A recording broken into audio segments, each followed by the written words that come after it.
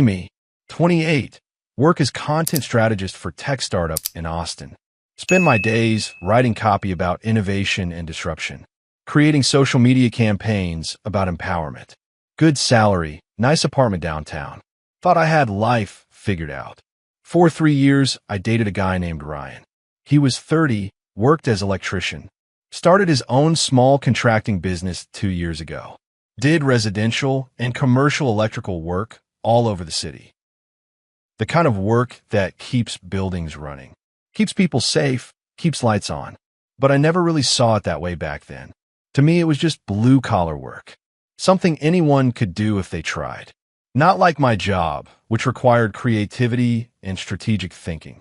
Ryan would come home exhausted most days. Hands rough from working with wire and tools. Sometimes small burns from hot equipment. Clothes dirty from crawling through attics and under houses. He'd shower and want to just relax. Maybe watch a game or work on his truck. I'd be on my laptop finishing up campaigns. Thinking about how mentally exhausting my day was. Dealing with difficult clients and creative blocks. His physical exhaustion seemed simple to me. Mine felt more profound, more intellectually draining. Looking back now, I can see how wrong I was. How condescending I had become without realizing it. But at the time, I genuinely believed my struggles were more valid. That his work was just labor while mine was art. Ryan paid for most things in our relationship. The rent on the apartment we shared was primarily his. Utilities, groceries, date nights, most of that came from him. My salary was good, but I had student loans. And I was building my personal brand online. Investing in courses about content strategy and social media marketing. Attending conferences and workshops to network. All of that cost money that I told myself was career investment. Ryan never complained about carrying the financial load. He'd just say he was happy to support my growth, that we were building a future together. I thought that's what modern relationships looked like. Him providing stability while I reached for bigger things. Never occurred to me to question if that was fair. Our evenings together followed a pattern that became routine over time. He'd get home around 6 or 7, depending on the job. Looking tired, sometimes with small cuts or bruises from the workday. I'd already be home because my hours were more flexible, working remotely most days. He'd ask about my day, and I'd launch into detailed stories. About difficult clients who didn't understand my creative vision. About coworkers who didn't appreciate my contributions. About social media algorithms that weren't favoring my personal posts. He'd listen patiently, nodding in the right places, asking questions. Then I'd ask about his day, more out of politeness than genuine interest. How was work? I'd say while scrolling through my phone. Busy, replaced a whole panel for a restaurant. Tricky job, he'd respond. Oh, that's good, I'd say, barely looking up from my screen. The conversation would end there because I didn't know what questions to ask. His work seemed straightforward to me, not worth deep discussion. Meanwhile, my work was complex, nuanced, worthy of analysis and reflection. Or so I convinced myself over those 3 years together. The intellectual gap between us became a thing I'd mentioned to friends. Not cruelly, just as a fact I'd observed about our dynamic. Ryan's great, but we're just on different wavelengths intellectually. He's more of a hands-on, practical person. I'm more abstract and creative. He doesn't really get what I do, but that's okay. Opposites attract. My friends would nod sympathetically like they understood the burden of being with someone who worked with their hands instead of their mind. Some of them would suggest I deserve someone more on my level, someone who could match my intellectual energy and ambitions. Those suggestions planted seeds I didn't realize were growing. Ryan had friends he'd see occasionally, other guys in trades. Contractors, plumbers, welders, guys who built and fixed things for a living. When they'd come over, I'd be polite but distant. Their conversations about jobs and equipment bored me. I'd retreat to the bedroom to work on my laptop. Sometimes I could hear them laughing, telling stories, enjoying each other. Part of me resented how simple their friendships seemed, how they could just drink beer and talk about work without any deeper analysis. My friendships required more emotional labor, more processing, more discussions about feelings and personal growth and societal issues. Their simplicity felt almost primitive to me, though I never said that out loud. Things started changing about 6 months before the end. I joined a professional networking group for content strategists and creatives. Monthly meetups at a trendy co-working space downtown. Everyone there spoke my language, understood my struggles. We discussed the future of digital content and personal branding strategies. There was a guy named Marcus who ran his own content agency. Mid-30s, well-dressed, articulate, successful by every measure I valued. He'd share insights about the industry that made me see my own work differently, made me feel like I was part of something important, something that mattered. After the meetups, a group of us would go for drinks at upscale cocktail bars. Places Ryan would never suggest, too expensive and too pretentious for his taste. But I love these places, love the atmosphere of ambitious, creative people. Marcus and I started talking more, texting about industry news and opportunities. Nothing inappropriate, just professional networking that felt exciting. He'd compliment my insights, say I had a brilliant strategic mind, that I was wasting my potential in my current company. These conversations made me feel seen in a way I hadn't felt in a long time. Ryan couldn't understand my work, couldn't appreciate the nuances. But Marcus did. He validated everything I thought about myself. I started comparing them in my head without even realizing it. Ryan, who came home dirty and tired and wanted simple pleasures. Marcus, who wore nice clothes and discussed big ideas over craft cocktails. The comparison felt unfair to Ryan, but I couldn't help making it. Couldn't help feeling like I'd settled when I could have aimed higher. The arguments with Ryan started becoming more frequent as these thoughts grew. Small things would set me off in ways they hadn't before. He'd leave his work boots by the door, and I'd snap about him being inconsiderate. I work hard all day. I'm tired. I forgot, he'd say, confused by my anger. I'm tired too, but I still maintain the apartment, I'd counter. Even though he was the one paying for the apartment I was maintaining. He'd fall asleep on the couch watching TV at 9 p.m. after a long day. I'd wake him up annoyed that we weren't spending quality time together. I'm exhausted. I was up at 5 this morning for a job, he'd explain. Well, I'm exhausted too from intellectual labor all day, I'd respond, as if my mental fatigue was somehow more legitimate than his physical exhaustion. One night, I finally voiced what I'd been building for months. We were sitting at dinner, a rare night. He wasn't completely drained from work. I put down my fork and said, Ryan, I don't think my needs are being met. He looked up, immediately concerned. What do you mean, what needs? Intellectual needs, emotional needs. I need a partner who challenges me to grow. The words came out sounding like I'd rehearsed them because in a way I had. They were the same words I'd heard my friends use when ending relationships. The same framework I'd absorbed from articles about knowing your worth. I challenge you to grow, he said, looking hurt and confused. No, you support me. That's different. I need someone who operates on my level. The cruelty of that statement didn't register in the moment. Only later would I understand how deeply those words cut him. He was quiet for a long time, processing what I'd said. So I'm not on your level, he finally asked, voice flat. That's not what I meant exactly. I just think we want different things. I want different things, I should say. I need more. More of what? He asked. More money. I make good money. More attention. I give you all my free time. More support. I pay for everything so you can build your career. What more do you want from me, Claire? His voice broke on my name, and I felt something crack inside.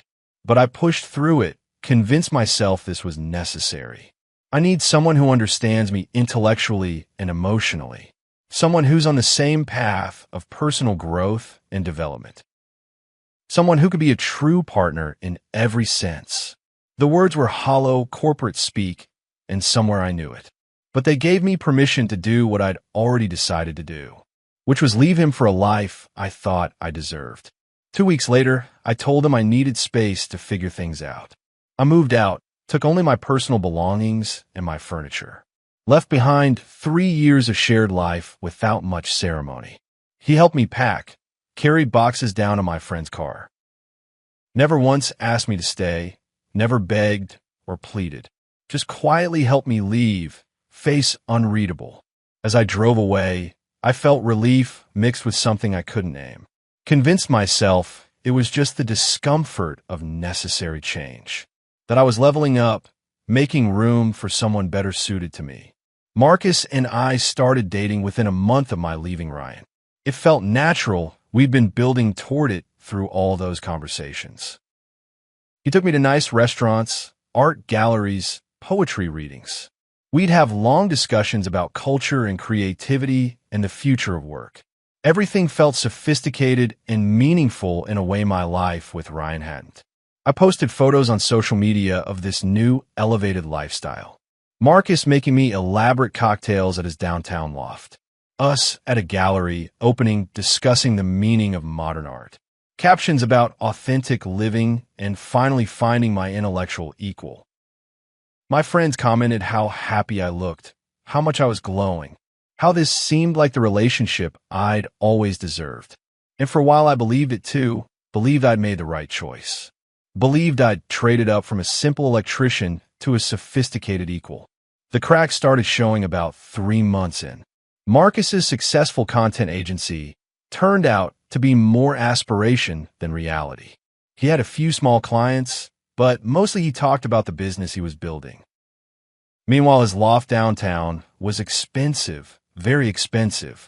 He'd suggest restaurants I'd have to pay for because cash flow was tight.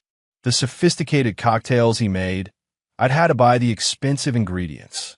Slowly, I realized I was funding this elevated lifestyle I thought we were sharing. My salary that had been supplementing Ryan's income was now the primary income. But I told myself this was temporary. Marcus's business would take off soon. And besides, I was investing in our future together in someone who got me. Someone who could discuss the deeper meanings of things with me. That intellectual connection was worth the financial imbalance, wasn't it? More concerning were the other women I started noticing in his orbit. Female freelancers he'd meet with for coffee to discuss potential collaborations. Women from the networking group who'd text him late at night with questions.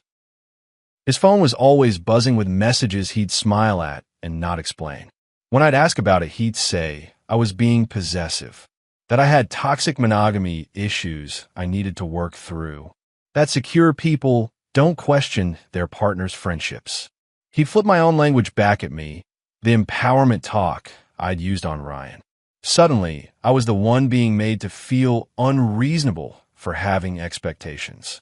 The irony was so thick, but I couldn't quite see it yet through my denial. 6 months after leaving Ryan, Marcus sat me down for a conversation. He said he needed to be honest about where his head was at, that he valued our connection, but felt like I was becoming dependent on him, that he needed freedom to explore his full, authentic self, which included being open to connections with other people. The translation was clear. He wanted to see other women while keeping me around. I was shocked, hurt, angry at the audacity of the suggestion. How dare he treat our relationship as something negotiable? I'd left a good man for this, sacrificed stability for intellectual connection. And now he was telling me that connection wasn't enough for him. We argued for hours. I demanded commitment, exclusivity, respect. He remained calm and used every piece of modern relationship language against me. Said I was trying to control him, trying to cage his free spirit. That real love means allowing someone to be fully themselves. The relationship ended that night, him suggesting we could be friends. Me knowing I'd been used, knowing I'd been the fool all along. I moved into a small studio apartment I could barely afford on my own, suddenly responsible for all my bills without someone subsidizing my life. The networking events stopped being fun when I saw Marcus there with other women. My social media posts slowed down, hard to maintain the performance. The elevated lifestyle disappeared when I was the only one funding it. I was alone, broke, and slowly realizing the magnitude of my mistake. 8 months after leaving Ryan, I hit my lowest point. Couldn't afford my student loan payment and rent in the same month. My carefully cultivated personal brand felt hollow and meaningless. The friends who'd encouraged me to leave Ryan had moved on with their lives. I was sitting in my tiny apartment eating ramen and scrolling through old photos. Came across pictures from when Ryan and I were together. Simple photos, us at a barbecue, him teaching me to change a tire, me laughing at something he said, genuine, unfiltered happiness. The apartment we shared that always felt warm and lived in, compared to this sterile studio with secondhand furniture. That's when it hit me what I'd actually given up. Not just a boyfriend, but a partner who'd provided stability and support. Who'd asked nothing of me except to be present and appreciative. Who'd loved me despite my condescension and intellectual superiority complex. I traded a man who built real things for a man who built illusions. I started hearing things through mutual friends about how Ryan was doing. They'd mention it carefully, watching my reaction, knowing the context. He'd lost weight, was in great shape now, hitting the gym regularly. His business was thriving. He'd hired 2 employees, expanding rapidly. Bought a new truck, paid cash for it. His finances were solid. He seemed happy, focused, at peace in a way they hadn't seen before. Each update felt like a small cut because I could picture it clearly. Ryan unburdened by my constant criticism and demands. Ryan with money to spend on himself instead of my personal growth fund. Ryan building the life he wanted without someone questioning his worth. The contrast to my current situation was devastating. I thought I was trading up, but I'd actually traded down. Given up gold for something that glittered but had no substance. I started thinking about reaching out, about apologizing, about seeing if there was any chance he'd consider trying again. I'd learned my lesson. I'd grown. I understood what I'd lost. Surely he'd see that I was different now, that I appreciated him now. Spent weeks working up the courage, rehearsing what I'd say, how I'd explain that I'd made a terrible mistake but had grown from it, that I finally understood what he'd given me and what I'd thrown away, that I was ready to be the partner he deserved if he'd just give me another chance. Finally called him one cold evening, hands shaking as I dialed. He answered on the 3rd ring, voice neutral when he heard mine. "Claire? Been a while, what's going on?" The casual tone threw me. I'd expected anger or at least coldness. Instead, he sounded like I was just an old acquaintance calling. I was wondering if we could meet up and talk, just for a few minutes. There was a long pause on the other end.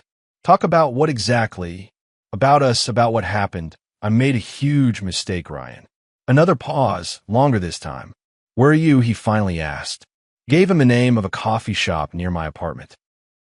He said he'd be there in 20 minutes. I got there early, ordered tea. I couldn't drink because my stomach was churning. Watched through the window as his new truck pulled up. Nice Ford F-150, clean and well-maintained, truck he'd bought without me. He walked in wearing jeans and a nice Henley, looked good, healthy. The rough exhaustion I remembered had been replaced by calm confidence. He sat down across from me and just waited, didn't say anything. I launched into the speech I'd rehearsed so many times in my head, about how wrong I'd been, how Marcus had been a disaster, how he'd used me and disrespected me and made me feel worthless, how I'd realized too late what I'd had with Ryan, what I'd thrown away, about how much I'd grown from the experience, how much I'd learned, how I finally understood and appreciated everything he'd done for me. The words poured out in a desperate rush, tears streaming down my face. I think about you all the time. I miss what we had. I miss us. I was so stupid, Ryan. I had something real and I destroyed it for nothing. Please, can we just try again? I'll be different. I've changed, I promise. I reached across the table, trying to take his hand. He moved it away gently but firmly, the gesture unmistakable. The silence that followed felt like it lasted an hour. He just looked at me with an expression I couldn't quite read. Not angry, not sad, just calm and resolved. "No, Claire," he finally said, voice steady and matter of fact. The word landed like a physical blow. so simple and so final. But why? People make mistakes.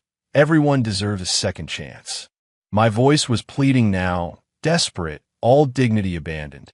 He leaned back in his chair, considering how to respond. When he spoke again, his voice was measured, like he'd thought about this. You didn't make a mistake. Mistakes are accidents, things you didn't mean to do. What you did was make a choice based on what you thought I was worth. You looked at everything we had, everything I did, everything I provided, and you decided it wasn't enough because I wasn't intellectual enough for you. The accuracy of his summary was damning. That's not fair. I was confused. I didn't understand what I had. You understood perfectly, he interrupted, first edge in his voice. You understood I was a blue-collar worker who got his hands dirty. You understood I didn't talk about art and culture the way Marcus did. You understood I came home tired instead of wanting to discuss philosophy. And you decided that made me less than, made me not good enough. Each word hit like a hammer, systematic dismantling of my defense. I was wrong about all of that, I said desperately. I know that now. I see what you gave me. I see what I lost. You see it now because your bet didn't pay off. His words were cutting, but delivered without malice, just stating facts. You're not here because you suddenly realized you loved me all along. You're here because Marcus turned out to be exactly what he seemed. A guy who talked a good game, but couldn't back it up. You're here because you're struggling financially and emotionally. Because you need someone stable, and I was always stable. The brutal honesty of it made me want to disappear. You're here because you need a safety net, and you remember I was one. I started to protest, but he held up his hand. Let me finish. You asked for this conversation. I fell silent, throat tight with tears. I work with electrical systems. It's what I do. It's what I'm good at. When a system is damaged beyond repair, when trust in it is compromised, you don't try to patch it up and hope it holds. That's dangerous. You replace the damaged components because you can't risk system failure. He looked directly at me, his eyes clear and certain. You were the damaged component, Claire. The trust is gone. If I let you back into my life, you'll just do it again. Next time some guy makes you feel intellectually special, you'll leave. Because that's who you are. That's what you think you deserve. The assessment was so accurate, it physically hurt. I've changed, though. I really have. I learned from this. People can grow, can't they? Doesn't that count for something? He nodded slowly. Sure, people can grow. Maybe you have grown. Maybe you've learned something. But that doesn't mean I have to be the one who benefits from that growth. That doesn't mean I owe you a chance to prove you're different now. He stood up then, the conversation clearly over in his mind. My life is good now, Claire. Really good, peaceful, and stable. I work hard. I make good money. I'm building something I'm proud of. I don't have anyone questioning my worth or making me feel less than. I don't have anyone using my stability while looking for an upgrade. He pulled out his wallet and left money for both our coffees. I hope you figure things out. I really do. Hope you find what you're looking for. But it's not going to be with me. That door is closed, permanently closed. The finality in his voice left no room for negotiation or pleading. Good luck with your personal growth, he said. And then he walked out of the coffee shop without looking back. I sat there frozen, unable to move, unable to process what just happened. The rejection was complete and absolute. No room for hope or second chances. He'd seen through every argument I'd made, every appeal I'd attempted. And he'd made his decision based on logic I couldn't refute. I'd expected anger or bitterness, but got something worse. Got calm certainty, got a man who'd moved on completely, who didn't need me or miss me or want me back in any capacity, who'd close the door because that was the smart, healthy choice. Sat there for another 30 minutes after he left, watching people come and go, living their normal lives, while mine felt like it was crumbling around me. The worst part wasn't the rejection itself. It was knowing he was absolutely right about everything. I had made a choice based on thinking I deserved better. Had treated him like he wasn't enough because of his work. Had taken his stability and support for granted. Had left him for someone I thought was an upgrade. And now faced the consequences of that choice. He'd moved on, build a better life without me, while I was struggling alone with consequences of my decisions. The symmetry was perfect and perfectly painful. Over the following weeks, I tried to rationalize what happened. Tried to tell myself he was being too harsh, too unforgiving. That everyone deserves second chances, that love means forgiveness. But deep down I knew he was right to turn me away. Knew that if he'd taken me back, I'd have eventually done it again. Because I hadn't actually changed, not fundamentally. I just learned that my first upgrade attempt had failed. Given the chance, I'd probably still think I deserve better. Still look for someone more intellectual, more sophisticated. The pattern would repeat because the core belief hadn't changed. Ryan had seen that clearly even if I was still in denial about it. Months passed, and I slowly rebuilt my life on my own. Got better at managing money, started paying down debt. Stopped pretending to be someone I wasn't on social media. Learned to live within my means without someone subsidizing me. The personal growth I'd always talked about finally started happening, but it was happening in his absence, not in preparation for his return, because his return was never going to happen. He'd made that absolutely clear. Sometimes I'd see his truck around town. Always had that moment of hoping he'd stop and talk, but he never did, would just drive past like I was invisible. Not with anger or malice, just complete indifference. That hurt worse than any angry confrontation could have. To be so thoroughly moved on from, so completely replaced with nothing. To matter so little after mattering so much. Heard through the grapevine about a year later that he was seeing someone new. Woman who was a teacher, respected his work. Who'd show up to job sites with lunch for him. Who posted proud photos of him and his business, who seemed genuinely happy with what he was instead of what he could become. The contrast to how I'd treated him was stark and deliberate. He'd found someone who appreciated him for who he was, someone who didn't need him to be more intellectual or sophisticated, someone who saw his work as valuable and his stability as attractive. Everything I'd failed to be, she was naturally, and he was happy, genuinely happy for what people said. The closure I'd hoped for never really came.